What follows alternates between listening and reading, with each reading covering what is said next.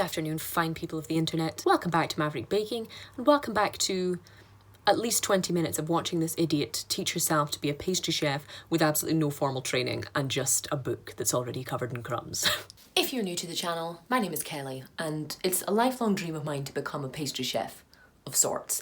And I was gifted this lovely book for Christmas. And with all the time I've had in lockdown restrictions, alongside many of you, I decided to put it to some good use and try and teach myself to become a pastry chef without spending any money.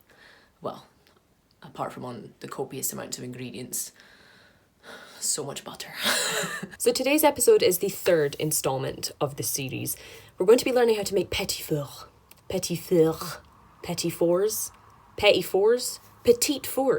essentially the tiny, elegant little cakes you might have with a cup of coffee or as part of an afternoon tea. A wonderful gift that the French have given us. You're going to see where I failed, where I didn't fail, where I almost failed, and which of these treats was not even worth the hours of time put into it. Let's see what we learned.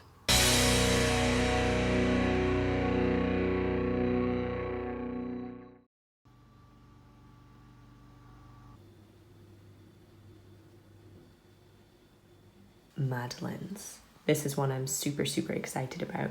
I have made madeleines 2 or 3 times before.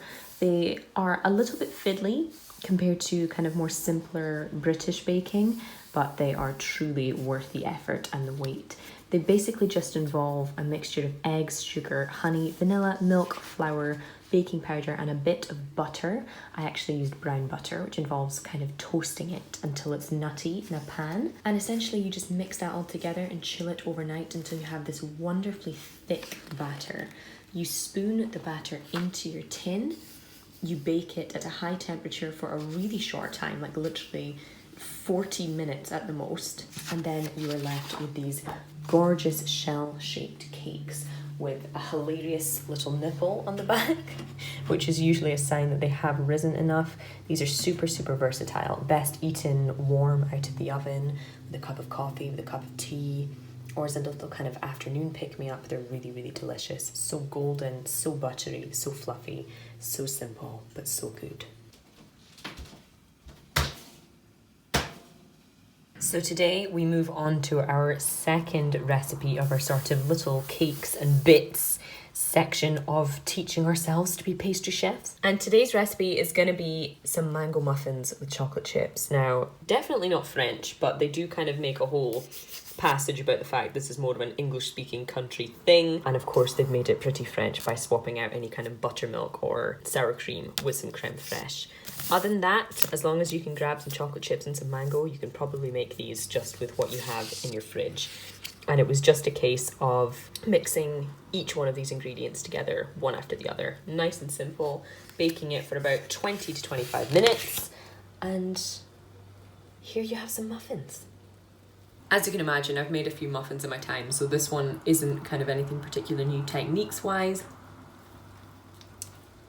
But the flavour combination's pretty new to me. And it's pretty good. Now that we have made our lovely little classic madeleines and some slightly less classic muffins, we're getting into a really ubiquitous French patisserie treat now. We're going to be tackling financiers. Financiers are a little bit of a funny one. Essentially, they're not really that complicated. You know, it's pretty much just a tiny cake that you bake in a fancy tin. But equally, there's something very elegant about them that makes them a little bit intimidating to make.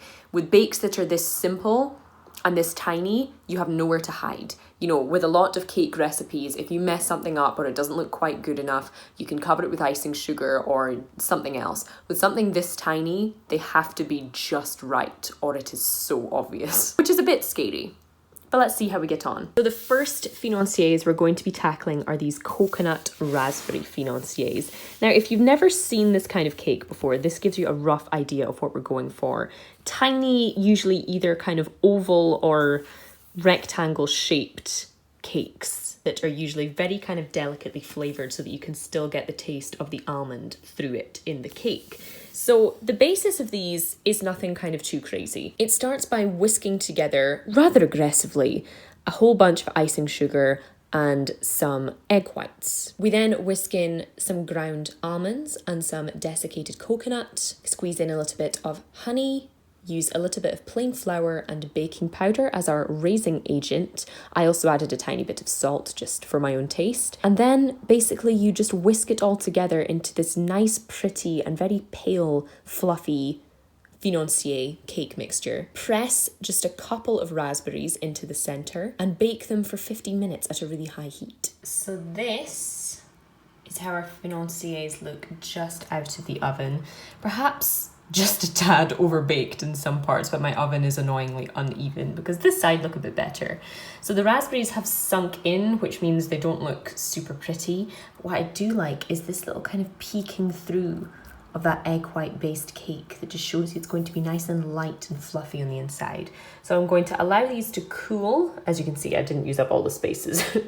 So I'm going to allow these to cool just for a few more minutes, make myself a cup of tea, and then we can talk about how they taste. So not only is this the first time I've ever made this recipe, it's the first time I've ever even tasted one. Let's try it.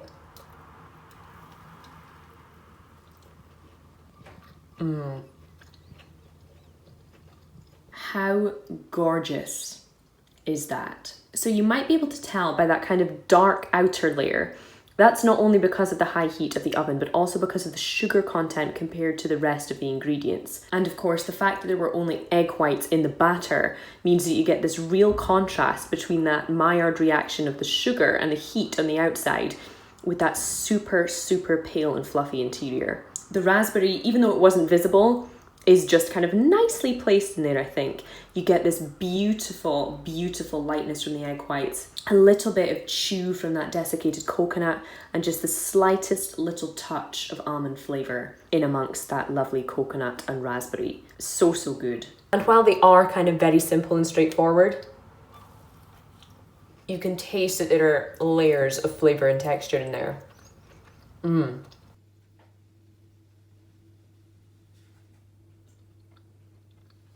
Another day, another financier. Yes, ladies and gentlemen, today me and Phantom Hand are back on it with some Sicilian pistachio cherry financiers.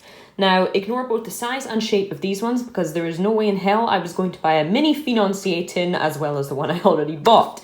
So instead of making 35 tiny ones, I made 12 kind of normal sized ones. So much like the previous financier recipe, this one begins with some ground almonds and sugar, but instead of coconut, this time we are flavouring it with pistachios. Now the recipe suggested 1 tablespoon of coloured pistachio paste. Am I heck going to buy an entire tube or tub of pistachio paste when I could just use some chopped up pistachios? So that's what we did. So after this, you eventually just whisk in 3 to 4 egg whites. You add some flour and some melted butter, a tiny bit of baking powder. You get it in your tin and you add some cherries. Now, it recommends Amarena cherries, which I believe are black Italian cherries. Not hugely common in the northeast of Scotland, so I opted for some frozen ones from Sainsbury's down the road, but the same effect was achieved. Much like the previous financiers, these were baked for, I would say, about 15 to 17 minutes. I liked them a little bit darker than kind of the recipe told me to cool them out of the oven at, just for both flavour and kind of ensuring that the middle was baked with all the moisture from those cherries. And honestly, they admittedly aren't as enjoyable to me as the previous ones were. I don't know if that's just because coconut and raspberry was a flavour I preferred, but even as someone who loves pistachio and cherries, this just wasn't really it for me. And I know obviously I'm using a different kind of cherries and a different kind of pistachios, but even upping the pistachio content and using kind of ones that were already roasted before baking, the pistachio flavour just didn't really carry through. I think you would need to swap out all of the ground almonds for pistachios to achieve that effect. Though the cherries were nice and it adds a little kind of pop of juiciness to the bite. Overall, a beautiful kind of pairing of flavours and again, a nice fun little recipe. These are really quite low effort for how kind of classy they look at the end, and you can decorate them. You know, I haven't decorated these one as such because we just scoffed them this morning for breakfast, but they could definitely be dressed up and they can definitely make a beautiful part of like an afternoon tea or something. Not my favourite of the kind of mini cakes recipes so far, but we have one more brand of financier to try and it involves my favourite ingredient.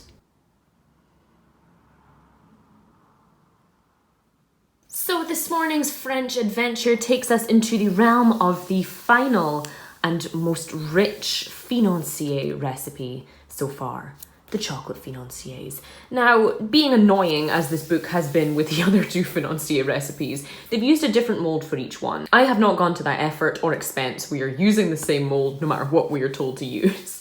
But essentially, this follows the same kind of theme as the other financier recipes, in that there is a mixture of sugar, almonds, honey, egg white, plain flour, baking powder, and butter, though this time, instead of coconut or instead of pistachio, we are adding a little bit of cocoa powder.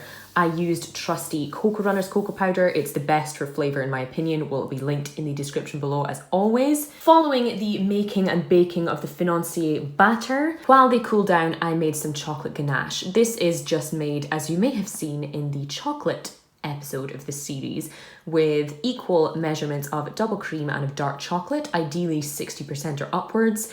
You don't have to listen to them when they say 70, whatever your preference is really. These are melted together and stirred into a gorgeous smooth stuff and then whipped into a slightly more pliable substance. Now, the original recipe, as you may be able to see from this image, involved kind of putting the financiers back into the mold with this ganache and then topping them with melted chocolate and then another drizzle of melted chocolate. The kind of mold I have is metal and loose bottomed, so the chocolate would have just run out of the bottom. So instead, I got a little bit kind of rebelliously creative and decided to just pipe it on and add some chocolate pieces to go on top to still make them kind of classy while not being too fiddly and wasteful. But just how do our kind of creatively decorated chocolate financiers taste? Let's find out.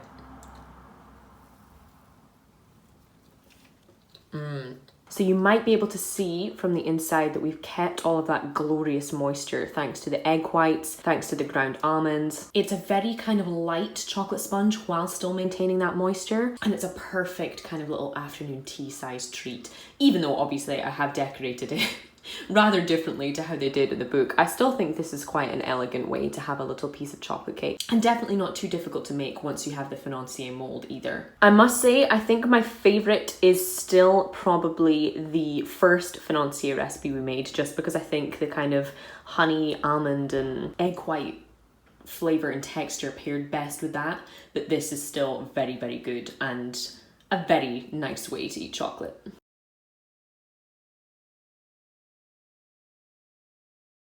So the final recipe we're going to be making in this section of teaching ourselves to be a pastry chef with absolutely no training and even less common sense is going to be these matcha tea bites.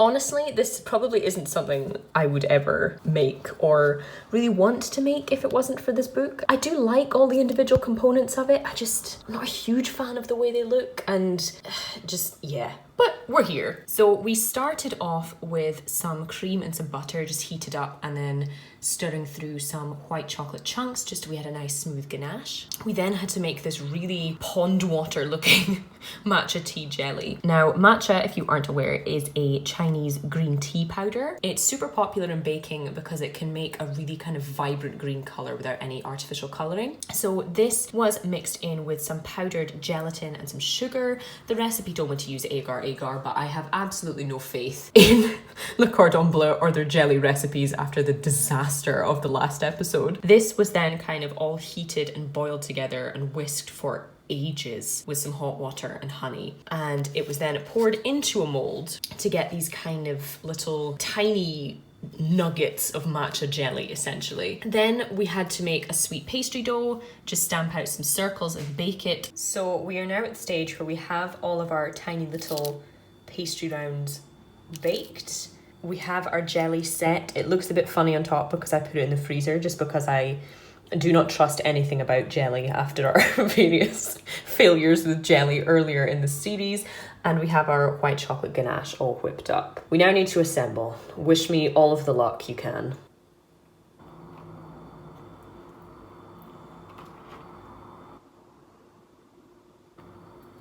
Proud as I am that these aren't sliding off. They're slightly ugly because I did have to gouge them out slightly with the spoon. And the colour is just so unappealing. Matcha really isn't a forgiving colour when there isn't anything kind of creamy mixed into it, but Going to pipe on the ganache now and then shove a raspberry on top and hope for the best.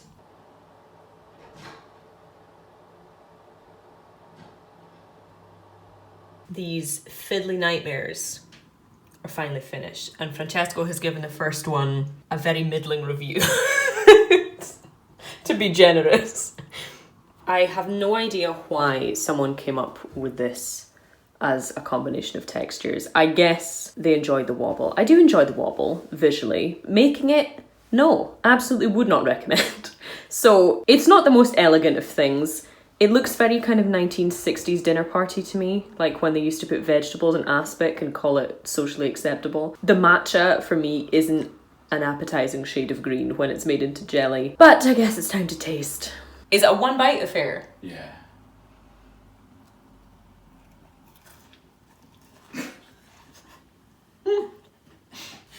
Unless you're Kelly, then you need 3 bites. My mouth was smaller than anticipated. All in all, I think these are cute. I think the main thing that's good about them is obviously, even though they do look a bit retro, to my opinion, they do look quite enticing. If you saw these on a tray, you would probably want to pick one up and taste it. And there is a good mix of textures, you know, the creaminess, the kind of soft and much entertaining jelly wobble, a nice bit of crunch and crumble from the pastry. Obviously, I just shoved some frozen raspberries on top because it's March and raspberries are neither cheap nor in season at the moment. The matcha gets totally lost in amongst the pastry and the creaminess and the super richness of the white chocolate. It just gets a bit lost. The jelly texture is obviously there, but I feel like matcha is more appreciated either when it's room temperature or, you know, warm, when it's drunk or even eaten in a cake or anything like that. I feel like cold, it can't really stand up to the butteriness, the strength of the raspberry and the chocolate. But I don't know, maybe it would be to your taste. What do you guys think of these? I think they're a little bit too kind of mid-20th century for my taste, but it's certainly been the most challenging bake of this chapter. So that is going to be it for this installment of this little pastry chef series. Don't forget, if you are enjoying it, it would be so lovely to see you again. So do consider subscribing and don't forget to drop the video a thumbs up if you've made it this far. The next chapter of the book is one that Francesco is very excited about, and it's one that I'm quite keen for. It's essentially based around all of the different crèmes that a pastry chef needs to know about. You know, all of the custards and creams, things that are really the basis of the more kind of complex and involved treats we're going to be making further down the line. We're trying to tackle all of the kind of basic and essential skills and components before we start making the really fancy and difficult stuff. So I'm really excited for it. This series is really kind of pushing me and motivating me and inspiring me to keep creating things, keep making things, and keep learning outside of my comfort zone during this repetitive hellscape we all inhabit at the moment. So thank you guys so much for watching. As always, I really appreciate you guys being here. I hope you're learning something or just enjoying whatever it is that I'm producing here, and I'll see you for the next one.